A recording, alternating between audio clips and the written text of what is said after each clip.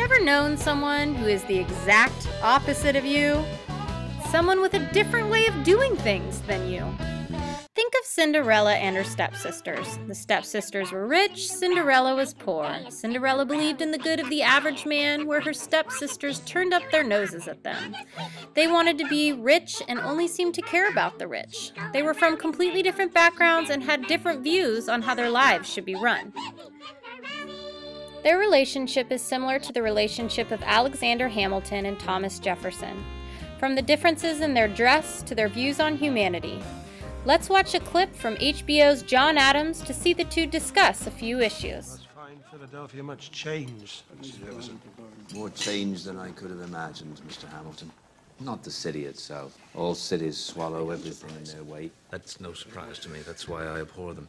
But I've been, as you know, in revolutionary France, where the streets are filled with the songs of liberty and brotherhood and the overthrow of ancient tyrannies of Europe, and to return from there to this, our cradle of revolution, and find the dinner table chatter is all of money and banks and authority is an unwelcome surprise.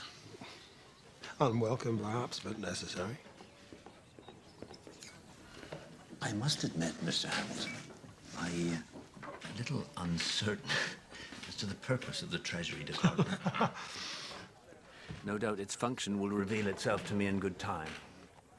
The future prosperity of this nation rests chiefly in trade. Trade depends, among other things, on the willingness of other nations to lend us money.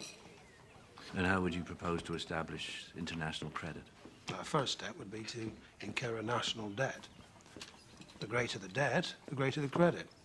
And to that end, I have recommended to the President that Congress adopt all the debts incurred by the individual states during the war through a national bank. The idea being that if the states owe Congress money, then other nations will feel more inclined to lend it to us. If the states are indebted to a central authority, it increases the power of the central government. You have it exactly. The greater the government's responsibility, the greater its authority. The moneyed interest in this country is all in the north, so the wealth and power would inevitably be concentrated there in the federal government, to the expense of the south.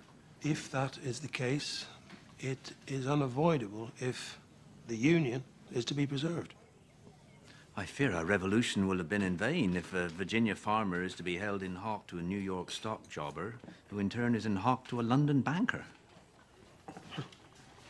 The opportunities for avarice and corruption would certainly prove irresistible. Well, there you have it, as I have heard said. If men were angels, then no government would be necessary. Well, sadly, that is very well said. But there can be no question. Our nation cannot bind together without powerful central government. But we must also accommodate the needs of our constituent states, both North and South. Now, the power of one must check and balance the other. And to that end, we must dedicate all of our energies and our care. Those are just a few of the issues debated by Hamilton and Jefferson during their time in government. You come to class next, you'll be using your book and other resources provided by your fabulous teacher to look up other issues and other beef that these two had with one another. Thanks for watching, and I'll